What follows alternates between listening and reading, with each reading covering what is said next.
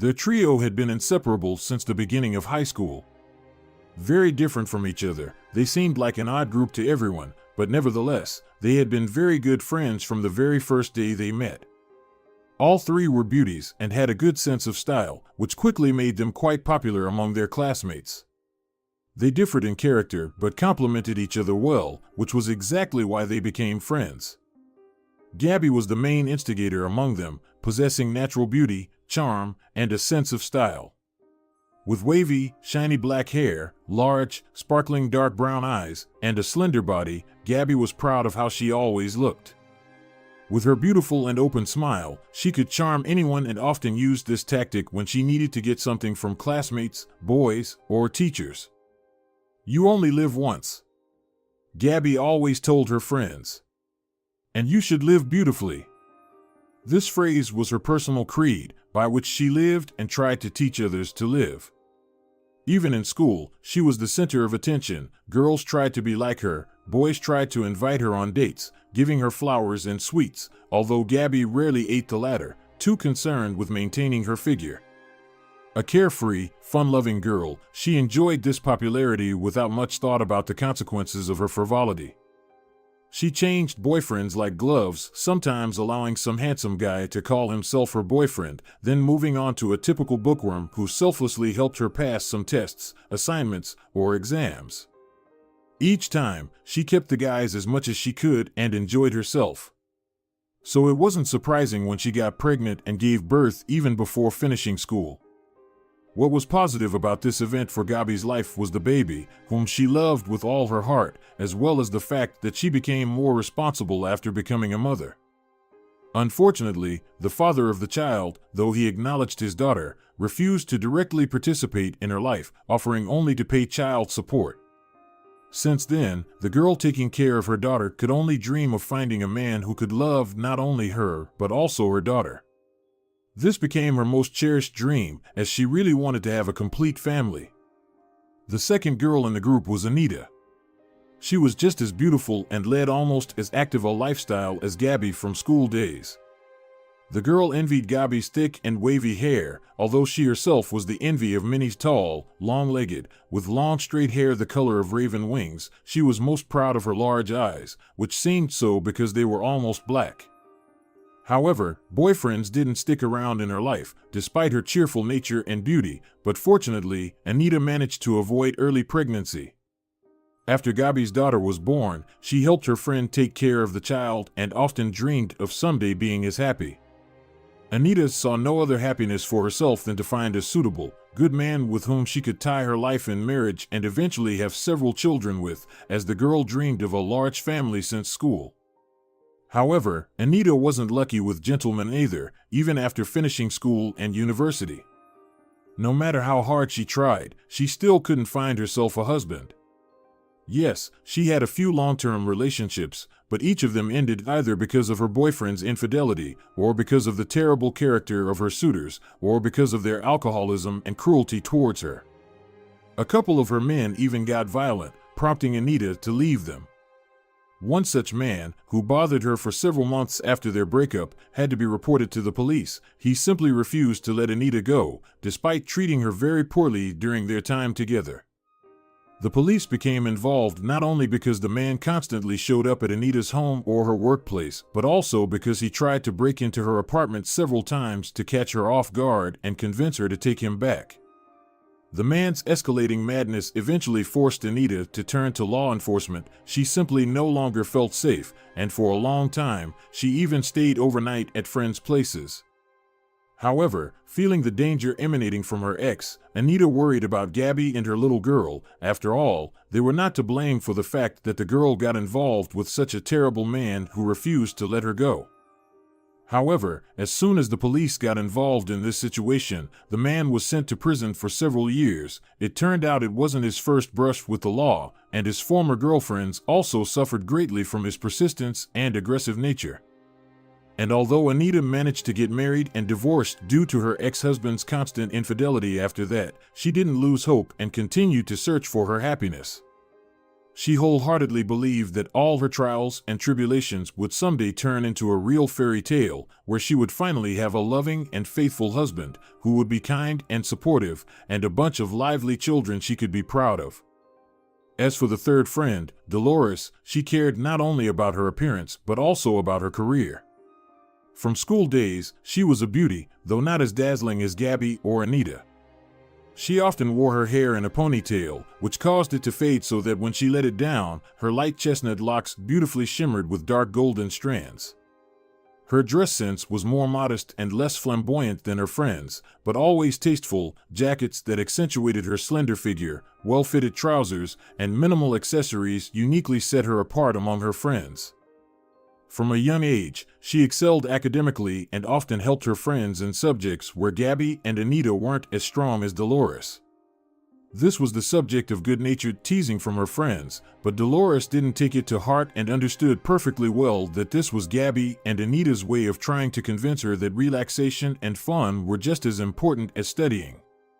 "Don't be so serious," Gabby would always say to Dolores whenever she got engrossed in yet another book or new training course.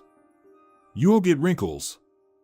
Dolores never thought much about wrinkles. Her face, though not as refined as Gabby and Anita boasted, had smooth skin of a pleasant olive hue. A tiny mole on her cheek added charm, especially when Dolores wore elegant glasses, which helped her read. However, after finishing school, she switched to contact lenses because she didn't quite like hiding her almost amber eyes behind spectacles. Though she dressed more modestly than her friends, she still attracted attention from school days, not so much for her beauty, but more because she was always ready to help with assignments or provide some solution. Perhaps her dedication to studies and her determination influenced her life, or maybe she planned it that way, but nearing 30, she couldn't boast an extensive list of boyfriends, a husband, or children. She lived alone in a pleasant apartment, which she furnished herself, assembling an exquisite interior with the decent salary she earned as a human resources director. Despite her busy schedule, Dolores managed to combine work with pursuing a second higher education and regular Pilates sessions, keeping her in good shape. But she lacked time, energy, and desire for anything else, and thus, there were no men in her life. Her career-oriented mindset surprised her friends, and Gabby and Anita would often privately discuss how Dolores was so unlike other women. Unlike others, Dolores wasn't bothered by the fact that she had neither a husband nor even a boyfriend. It seemed that despite her love for Gabby's daughter, Dolores wasn't in a hurry to have her own children even for her own sake and personal happiness. Gabby and Anita were openly irritated by the fact that their friend didn't strive to find a man and simply lived for her own pleasure, even allowing herself to go on vacation and carelessly lie on the ocean shore, while Gabby always watched over her child and Anita fretted over another breakup with another man. Once, after another meeting at the cafe, which had become a weekly tradition for the three friends, Gabby and Anita walked through the city, expressing their annoyance. For the umpteenth time during the meeting, Dolores brushed off inquiries about her personal life, saying she didn't have time, while in her professional life, everything was falling into place. Hearing this, while Gabby and Anita had less than cheerful news, one had split up with another suitor, and the other hadn't gone on a single date since their last meeting. The girls harbored resentment. "Can you believe it? We only live once," Gabby sighed after meeting her friends. "I know, right?" Anita, who always accompanied Gabby home, agreed with her opinion about Dolores. "She's almost 30 and still hasn't been married once.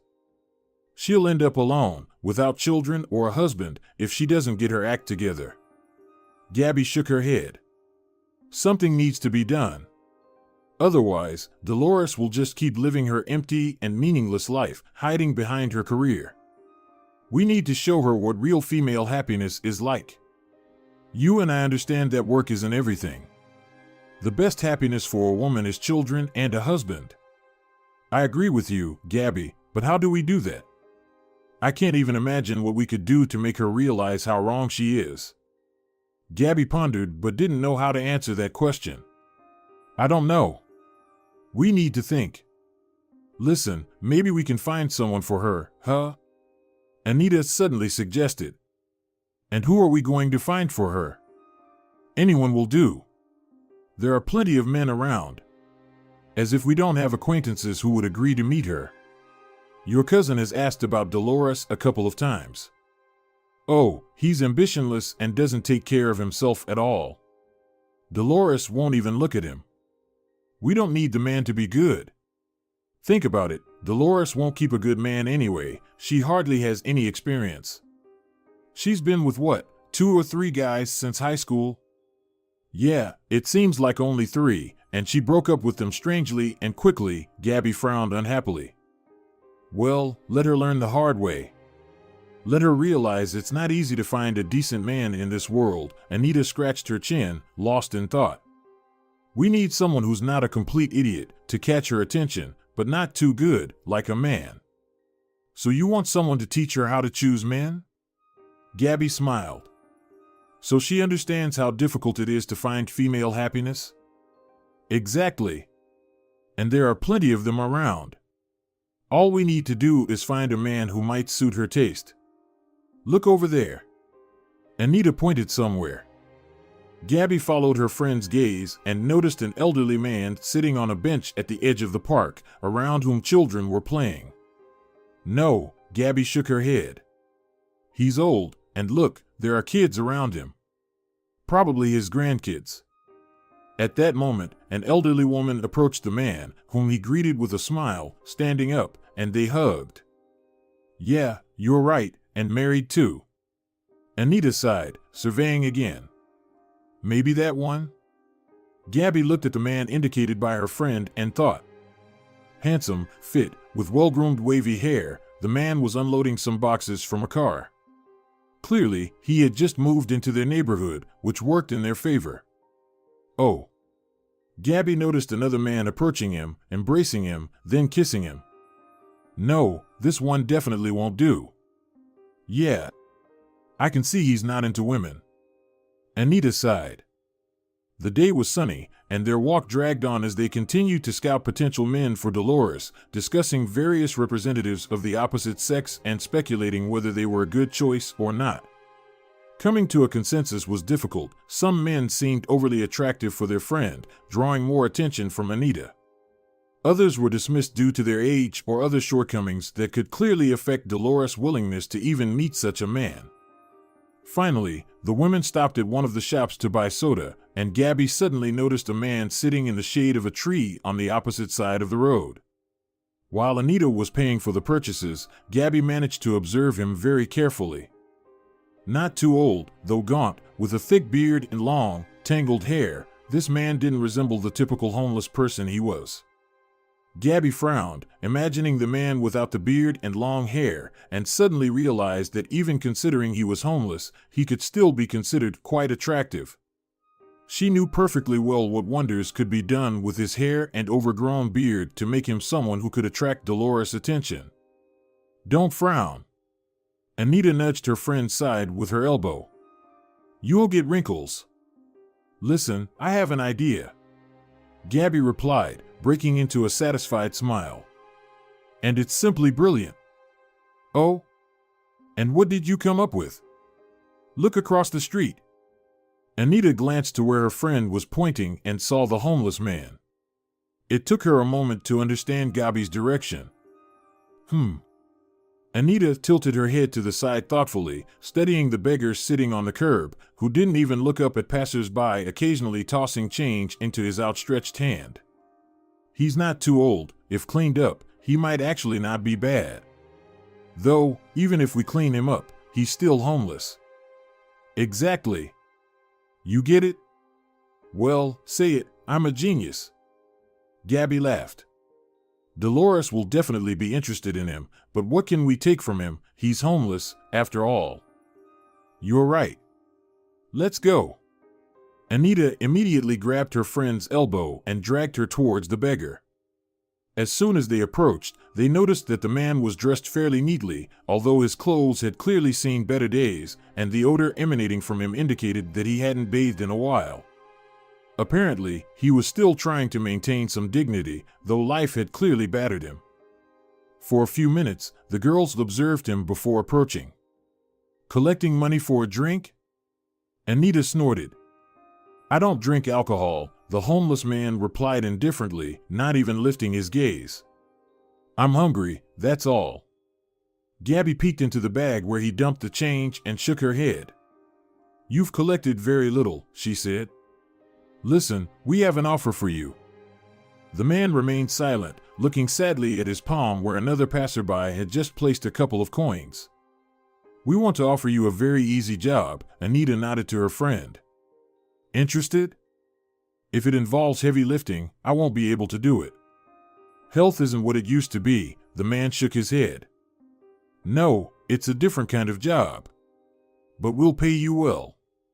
Finally, the man cast a glance at them, and something in his sad eyes made Anita wonder what had happened to leave him homeless if he wasn't just an ordinary drunkard who had squandered all his money. He didn't resemble a drug addict either. His voice was too steady, his speech too coherent for him to be abusing anything. Anita knew well, one of her exes regularly indulged in that, which ultimately led to their breakup. And what do two women want from me? The homeless man sighed. I doubt you need someone like me. On the contrary. Gabby leaned forward, pulling out a couple of large bills from her wallet and enticing the man with them. Look. All we need from you is to meet our friend. That's it. The homeless man stared at the money for a while, understanding how much they could be worth, and pondered. On one hand, he understood that things couldn't be that simple. On the other hand, he had become too desperate on the streets. To meet, he asked again. Just to meet. That's all. Gabby smiled. But first, you need to take a shower and find some clothes. We'll help with that. Anita nodded to him. I have a couple of options that might fit you. Maybe you could use a haircut too. If you allow, I can help with that. I used to work as a hairdresser once. My hand is light. I'll tidy you up in no time. We won't even ask for your answer right now. Gabby exchanged glances with her friend. We'll come back here tomorrow. You can tell us then what you decide. The man watched as the bills disappeared from sight, returning to Gabby's wallet. Meanwhile, Anita placed some coins into his hand. Here, take this. It'll be enough for coffee. But remember, we need an answer tomorrow. The homeless man nodded to them, and both women went on their way, laughing and discussing something. Meanwhile, the man sat there and pondered, was it worth getting involved in this strange and incomprehensible adventure, not knowing the sincere motives of these two strangers? He had long stopped believing in the kindness of strangers. Life on the streets had taught him many things, including that many people were not just cruel, but genuinely malicious. While he encountered a few kind souls during the day, willing to help, toss him some change, or even give him something to eat, there were also enough people ready to insult him for no reason, kick him, or chase him away from his spot. As Gabby and Anita, leaving the homeless man behind, were already discussing how to pull off their planned adventure, Anita carelessly suggested bringing the man to her place, but the more cautious and suspicious Gabby dismissed this idea, reminding that trusting a homeless person was not wise, and he could easily steal something when they weren't looking. So, she suggested that the best option would be to rent a room in a motel and get the man cleaned up there before introducing him to Dolores. Unlike their previous outings, this time Gabby went to Anita's house, where they spent a long time selecting from the clothes left behind by Anita's ex-husband something that could fit the homeless man. In the few minutes they interacted with him, Gabby could tell that he was more or less the same size as Anita's ex-husband, so most of the clothes left should fit him. Setting aside several options that could be suitable for the upcoming date, the girls laughed for a long time, imagining Dolores's face when she finds out the man is homeless. They relished the opportunity to trick their friend and openly gloated, anticipating seeing her in tears, just as she had seen them many times after another romance they had ended. Hey, isn't it too cruel to laugh at Dolores like this? Anita finally asked as they packed clothes into a bag, preparing for the next day. You know, I don't think so. After all, we're doing all this for her own good, Gabby shrugged carelessly, packing shower gel, shampoo, men's cologne, and a shaving kit with the clothes. Don't worry about it. Maybe she'll suffer a bit, but at least she'll understand that not every well-dressed man is worth her attention. Maybe she'll come to her senses and start looking for a real man eventually. But what if it backfires? Anita, suddenly catching herself with a strange thought, froze in place, worried about the consequences of their joke. What do you mean backfires? Well, what if we end up discouraging her from finding a man altogether? Don't talk nonsense, Anita. Check if there's any underwear. We can't just dress him in all this on bare skin. Anita pursed her lips and didn't respond, heading to the closet to look for underwear in the box of clothes. She had already decided, even without Gabby, that even if their plan failed, she would give all this clothing to the homeless man to somehow compensate him for the humiliation he was about to endure. When everything was packed, Gabby hugged Anita and headed home. Luckily, they lived in neighboring buildings, so it wasn't far to walk. The next morning, when they met again, Anita was a little uneasy, carrying a sports bag with clothes and haircutting tools on her shoulder. She had spent almost the entire night pondering the idea of playing such a cruel trick on Dolores. Eventually, agreeing with Gabby's arguments, she reassured herself that she would help the homeless man to somehow make up for their guilt towards him with her friend. After all, they would pay him, and they would give him some clothes, at least. The homeless man was in the same spot as the day before, sitting under a tree on the roadside with his hand outstretched. He stared ahead, indifferent to the people passing by him, some of whom grumbled about his unkempt appearance and odor. But when Gabby and Anita approached him, the girls noticed how he looked up at them. So, have you decided? Gabby got straight to the point. Or do you want to sit here and pity yourself, collecting coins? The man looked at Anita, holding the bag, and sighed. Speak, just to meet your friend and nothing else? Just to meet. Maybe take a walk, pretend you're on a date. That's all. Gabby pulled out some bills. I'll even add some money so you can afford a cafe or something. The man lowered his gaze. He had spent the whole night thinking about this strange job these two strangers were offering him. Okay, he reluctantly agreed. Then get up. Let's go get you cleaned up. Gabby ordered. I've already booked a room for you. Don't think about wearing your stinky rags. The man didn't allow himself to grimace at those words. He was used to how many people saw him. And he understood perfectly well that his clothes did indeed smell unpleasant, as washing them cost money. While the man washed away the sweat and dirt, Gabby and Anita contacted Dolores. In their group chat, they persuaded their friend to meet them after work. Tempting her with the promise of a surprise, they made every effort to ensure Dolores actually showed up for the meeting, rather than finding reasons to refuse them. In the end, their persuasions worked, and Dolores agreed to meet them, only warning that if she couldn't finish some important meeting at work, she might be a bit late. Oh, a meeting! Gabby scoffed finally. All her meetings are so important, so incredibly complex. What a joke. Just signing some papers there. Anita glanced at her friend. Gabby, don't speak like that. Every job has its difficulties. What difficulties could there be in her job? Just sit there, look at the screen, a couple of calls, a couple of papers, and that's it. Not like us, one thing after another, plus a child who takes all our energy. Anita fell silent, knowing that for the past few days Gabby had been leaving her daughter with her own mother, who, although willing to help, was already elderly and couldn't always keep up with the active little girl.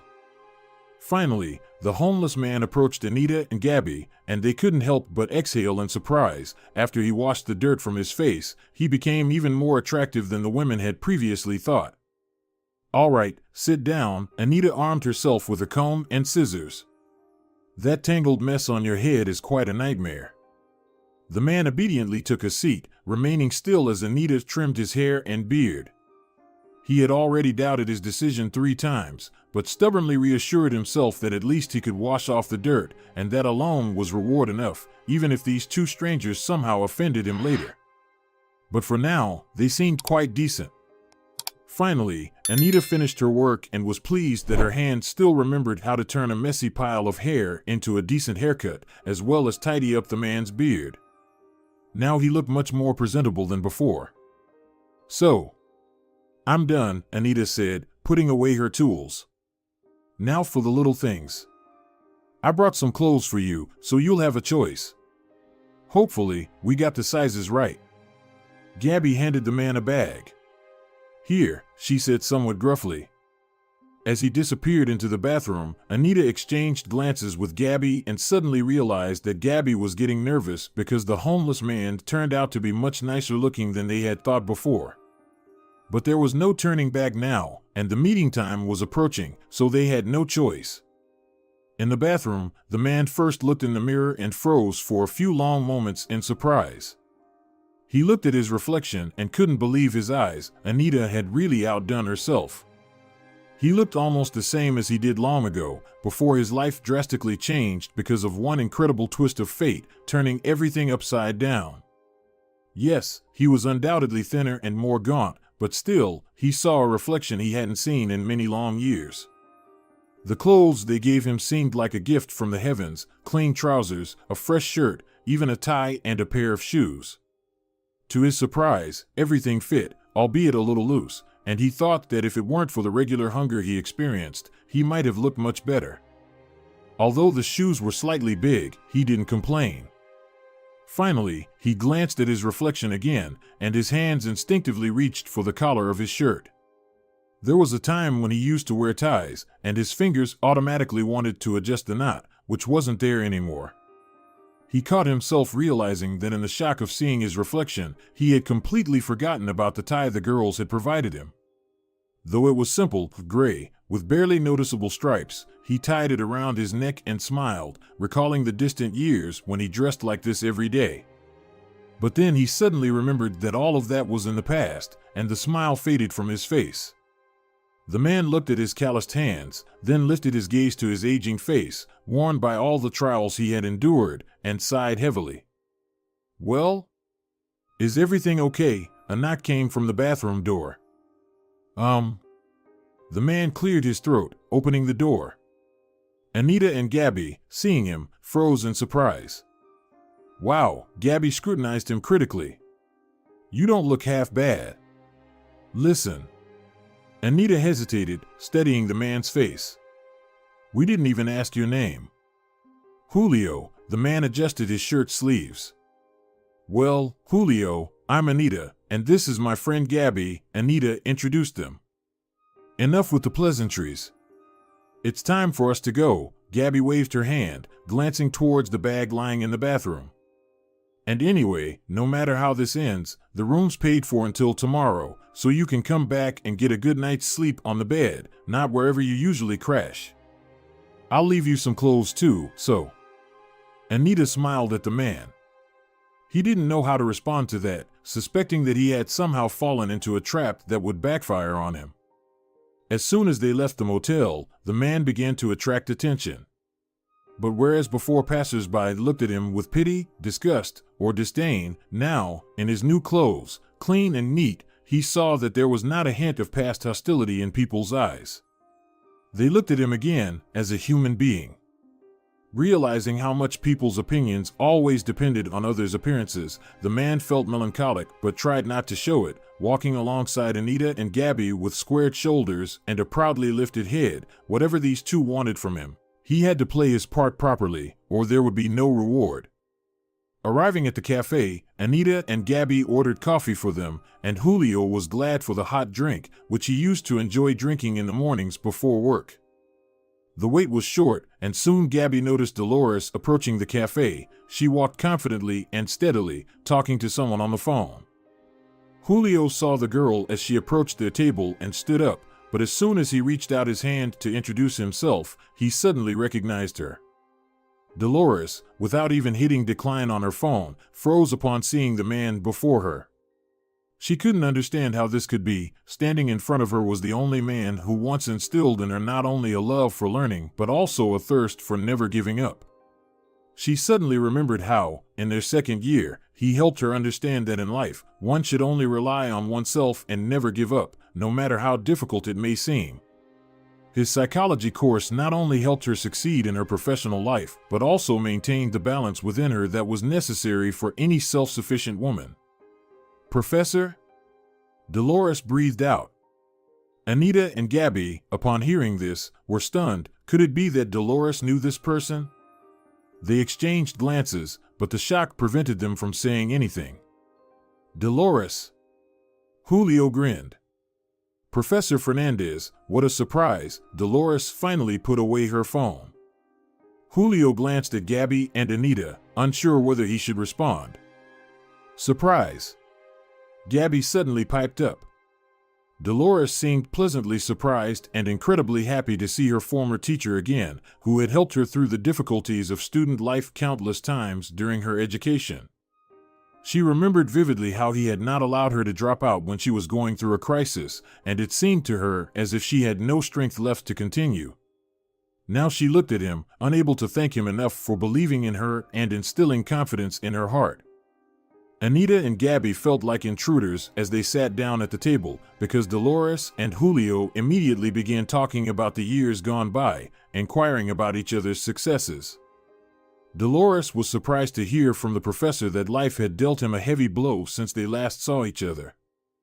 Gabby and Anita learned that Julio had previously taught psychology and was a very successful and respected professor, despite being only 7 years older than Dolores. The man did not hide the fact that he had become homeless, explaining to her why he had aged so much, even though he used to look young, despite his status as a teacher.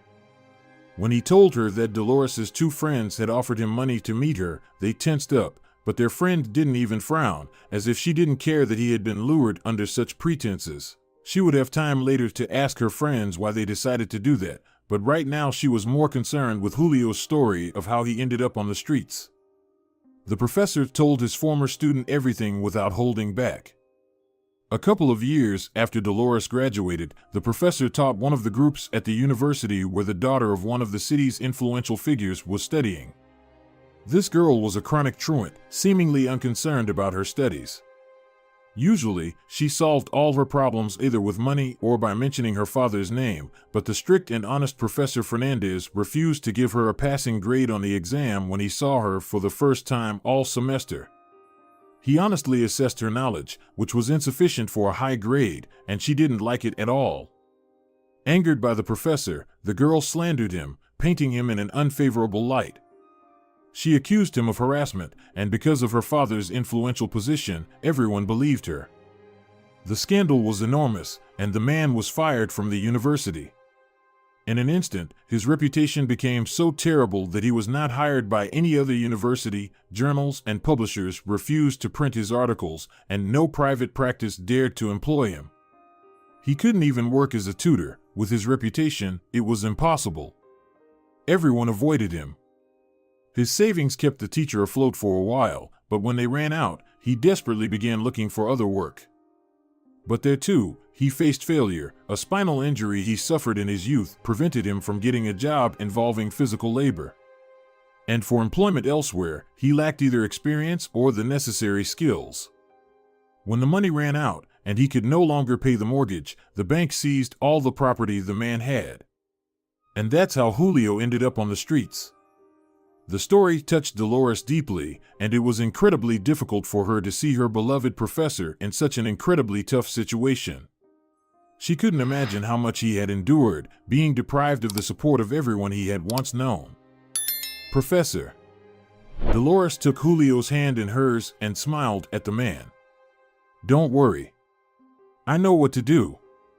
Before Gabby and Anita could understand what had happened, Dolores and Julio left the cafe, leaving the 2 friends in absolute bewilderment. And if they had been silent throughout the conversation, after their friends left with the homeless professor, they were equally speechless for a long time. Julio walked, hardly believing what was happening, while his former student kept talking. Don't worry about anything. I'll handle everything the right way. Trust me. She didn't deceive him. Over the next few days, she took leave from work and rallied all the acquaintances she had from university. Most, upon hearing about the incredible difficulties faced by their former beloved professor, immediately offered to gather and discuss what could be done to rectify the situation. And although at first Dolores could only notify her own group, the news soon spread to other students who had loved Professor Fernandez's lectures and seminars. As it turned out, Many hadn't even realized what had happened to him. Soon, those older or younger than Dolores's group joined in, and eventually, it grew to incredible proportions. People wrote articles, posted on social media, and carefully prepared to defend the honor of their beloved professor, both publicly and in court.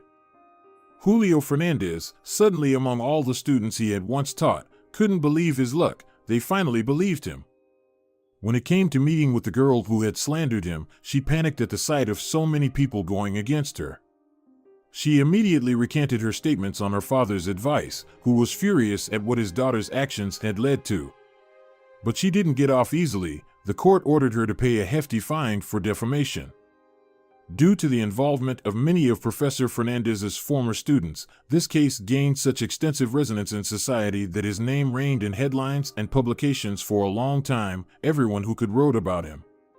And although the girl who slandered the professor disappeared from the radar, people talked for a long time about how unfairly she had treated him. With the restoration of Professor Fernandez's reputation, his life also improved. The university, offering public apologies, rehired him as a lecturer. Initially, they even allocated a room for him in the dormitory, but after his first paycheck, he was able to rent his own apartment and gradually began saving up to buy a house in the future. The former students, who had helped him so vigorously through the difficulties, were glad that their respected professor had returned to his beloved job and was ready to guide young minds again, teaching them not only psychology but also demonstrating by his own example that even in the most horrifying circumstances, it was worth remaining true to oneself. Although the situation was resolved in the best possible way, there were a couple of people who were outraged that it all happened the way it did. Gabby and Anita, who had been meeting together all this time while Dolores was fervently helping her mentor rebuild his life, often discussed how their plan had failed in the most unexpected way. "We wanted to set her on the path to true happiness," sighed Gabby once again. "Yeah, with her enthusiasm, she'll probably end up without a husband. And if she does find someone, she definitely won't be able to tell a good man from a scoundrel." Anita also didn't quite understand why their plan had turned out the way it did. And although on one hand they were able to accidentally bring together a former student and a teacher, even helping the man out of poverty in the process, there remained the fact that Dolores remained unmarried. On the other hand, Dolores was delighted that life had once again brought her together with someone she respected from university days. And after Professor Fernandez returned to his beloved work, she often found time to meet with him, gaining in him a loyal friend, excellent advisor, and wonderful conversationalist. Moreover, her life changed for the better in other ways too. All her classmates reconnected, regularly meeting up and discussing whatever they pleased, always remembering to invite the professor, who was more than happy to engage in hours-long discussions and debates on a multitude of topics. And although Dolores, as before, wasn't actively seeking a man, life took a turn such that one evening after a regular gathering, she unexpectedly received a call from one of her university acquaintances. The man, finding her no less charming and intelligent than before when they studied together, decided to take the first step and invite her on a date. Dolores agreed, and they met at the same cafe where Julio Fernandez's life had changed. But that's a whole different story. Dear viewers, if you enjoyed the story, please support the video by liking it and leaving a comment. Thank you very much.